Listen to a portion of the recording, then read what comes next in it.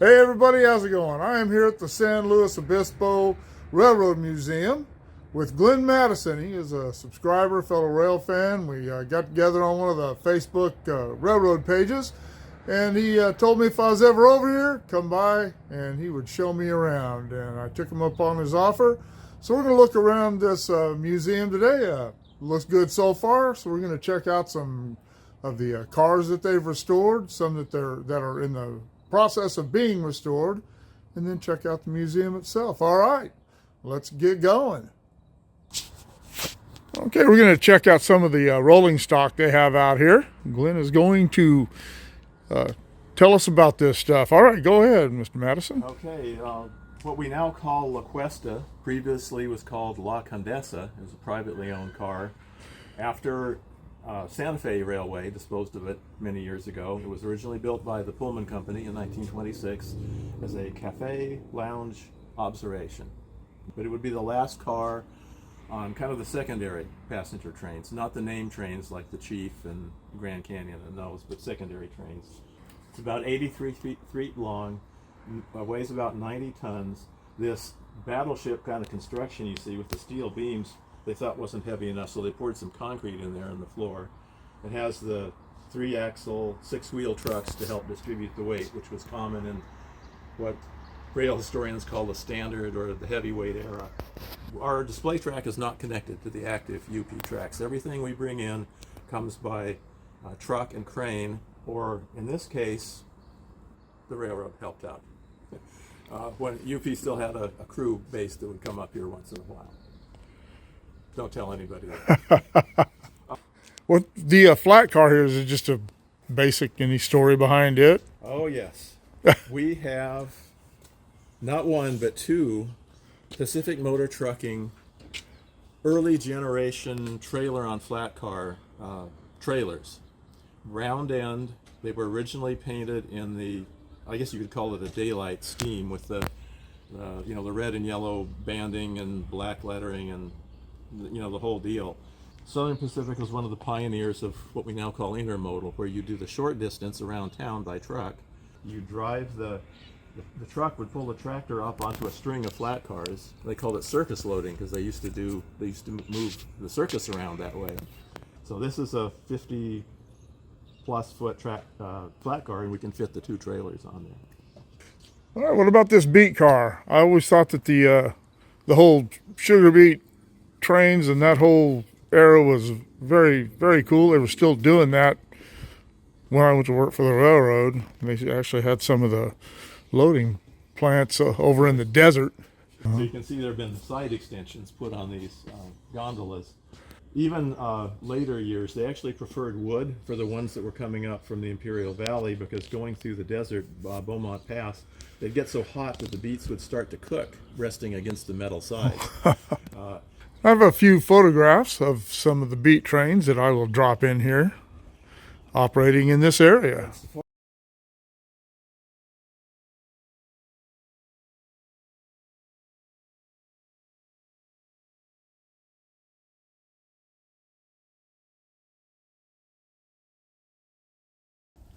They've done this car looks brand new. They've done a fantastic job. All right. Well, what's the story behind this tank car? Yeah, this is a 1923, I believe, riveted steel tank car. But this started out carrying crude oil for Southern Pacific customers. And then it was demoted, we're pretty sure, to carrying fuel oil for the railroad. And on the west coast or western United States, most of the railroads used, as soon as it was available, oil rather than coal. But then it was demoted again to being a maintenance of way car after it was cleaned out. They probably used it to haul water for dust control and concrete mixing and that sort of thing. And then it was parked on a spur track up north of Mount Shasta, Northern California. And Forest Service painted it this kind of pea soup green. And they used it to store firefighting water. Fascinating construction with turnbuckles and straps, and Yeah. very cool. All right. Well, the outside here, this was originally the freight house. I always call them freight offices, maybe from watching too much TV or something. But this is where they would transfer freight in the old days, and this would have been what they called the house track. And so tell us a little bit about the history of this building and how the museum came to occupy it. Okay, well, it was built in 1894, the year that Southern Pacific arrived in San Luis Obispo, building south from the San Francisco Bay Area. It's pretty much a standard plan. They used these throughout the Southern Pacific system. The Railroad Museum was established 31 years ago, and for most of that time, the artifacts and documents and all those things were in members' garages and vacant commercial property and that sort of thing. So with the city's cooperation, we were able to get virtually everything together here in one spot, indoors in the building that now can be used by the public, because it has seismic bracing and fire sprinklers and code-compliant restrooms. And remind me to tell you about, as far as I know, the world's only code-compliant restroom in a wooden narrow-gauge boxcar. We definitely want to see that. It's not, the museum is not open to the public today. Glenn graciously came down here and met me. I was over here for a golf tournament and couldn't make it on Saturday. And so anyway, no museum would be complete without a gift shop. Is this, do they charge you, or is this just on donations? There you go, yeah. 3 and under is free. If you're a member, it's always free. Okay.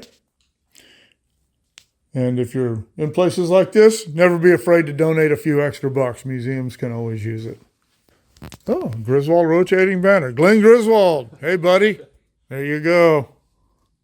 So this was the freight house. In the early days, before motor vehicles, horse-drawn wagons would pull up on that side. And the Pacific Coast narrow gauge railway, the first railroad in the Central Coast, had a track that went on the other side. And they transfer things through here to and from the standard gauge freight cars on the house track there.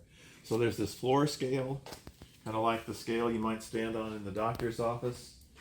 They probably have digital ones now, but I remember they still use the kind where you slide weights back and forth till the balance arm balances, and this whole plate here is the thing you could put weights on.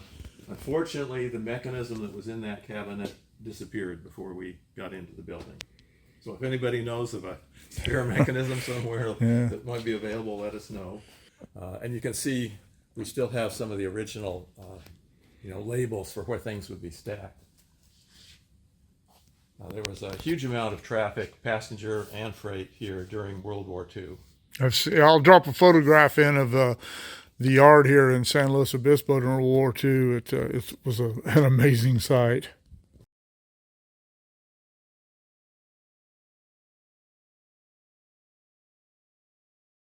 Okay, so the museum was about to move into the building. We'd done the ADA accessible ramp, the seismic bracing, the fire sprinklers, and we were told you need more restroom space. We had always planned to have a couple Pacific Coast narrow gauge boxcars out here, accessible through these original sliding doors, just to store things in.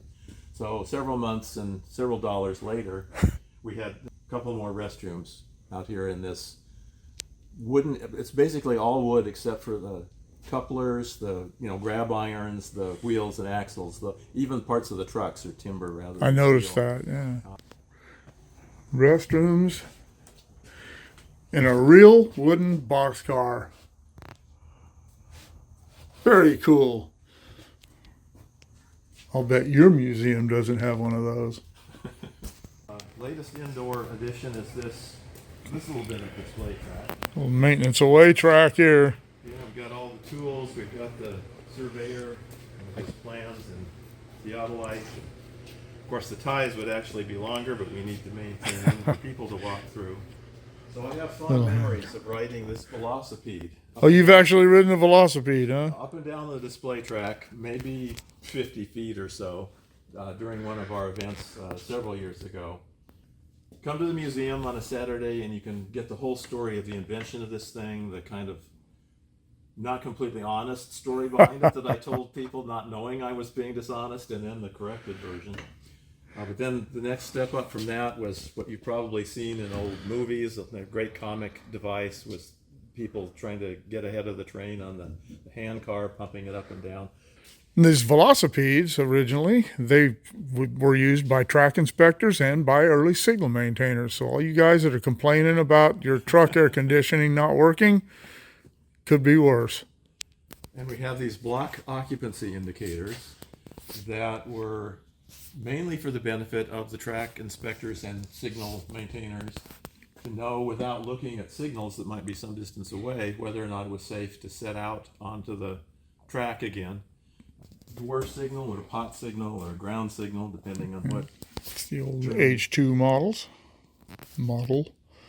Often used next to switches and in complex track work. So not all the railroads in the Central Coast were continent-spanning standard gauge operations. We had mining of cinnabar, which is the ore of mercury in this area. Big deal during World War I because fulminated mercury is an explosive. And for the younger visitors, we have the little snap train type play tables. For those who are a little older, we have the Lionel system that they can run under supervision. And if you do visit here, they have an elevator for wheelchair access to the model. This is the model railroad. Correct. To the model railroad that we're going to see now. All right. So this is a real work of art, and it has thousands of hours by very talented people to put it all together. In this end, it's all HO scale, so 1/87th full size.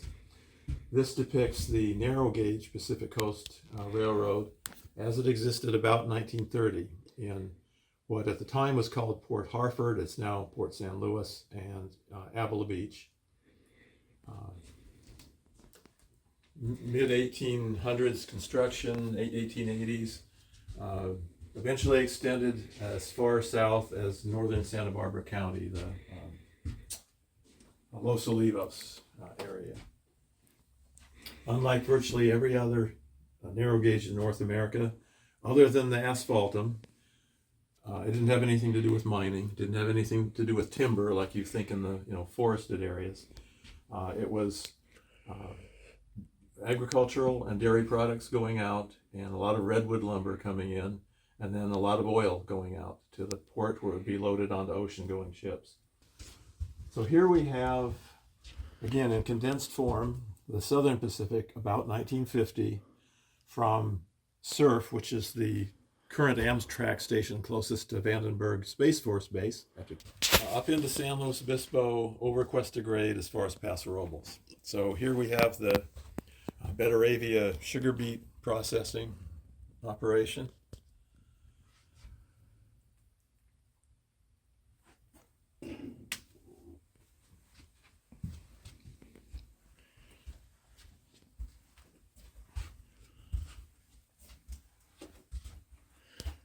Santa Margarita being the named location just beyond the peak of the Cuesta Grade.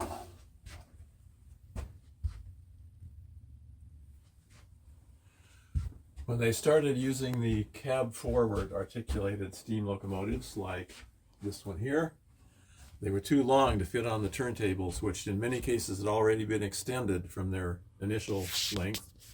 So they built a Y track here in San Luis Obispo and up at Santa Margarita so that they could pull in, reverse direction, go out the opposite direction, and reverse the direction of the locomotive without using a turntable.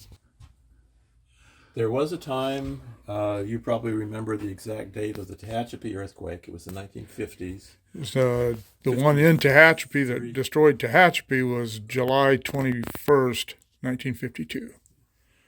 But it shifted tracks, it collapsed tunnels, blocked that route for several months.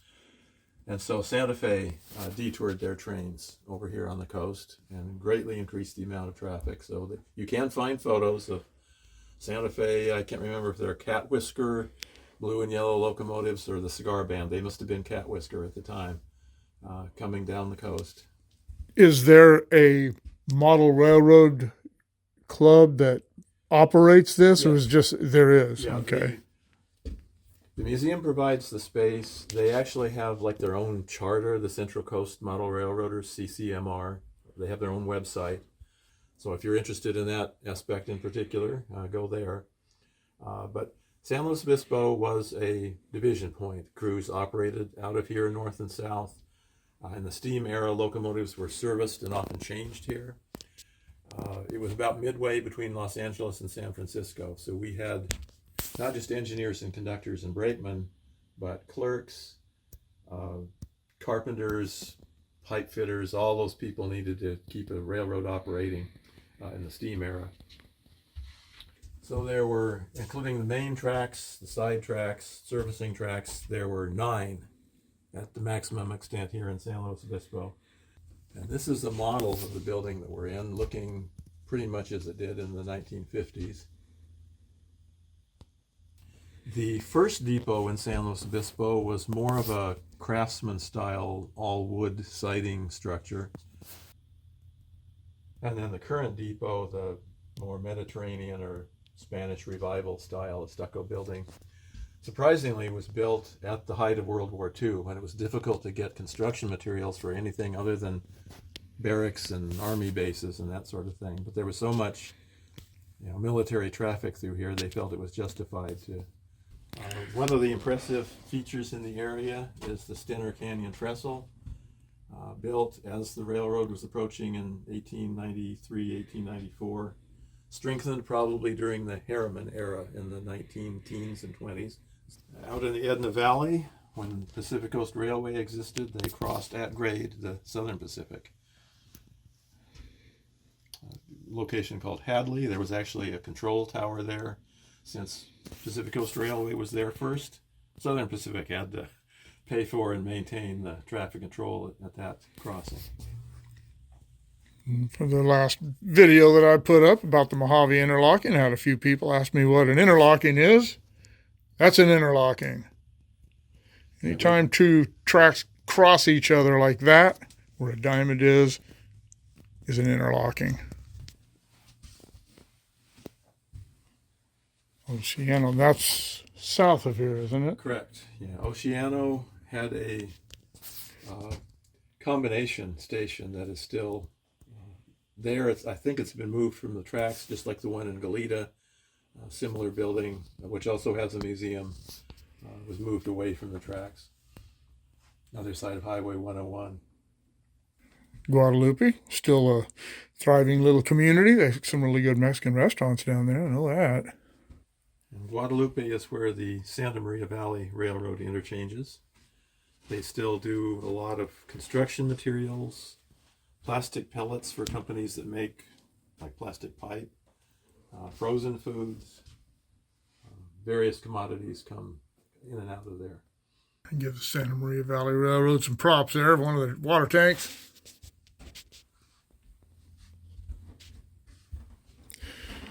All right. That is beautiful, and I'm sure that my viewers who love the model railroading, which I know a lot of you do, are going to enjoy this. Have to come down here sometime and see it operating. Yeah. All right, well, they're doing some work on this car, and so Glenn and I thought we'd come in here and take advantage, show you folks what the inside. We've got a painter here that's involved in the restoration. The colored glass windows have been removed while we do this work.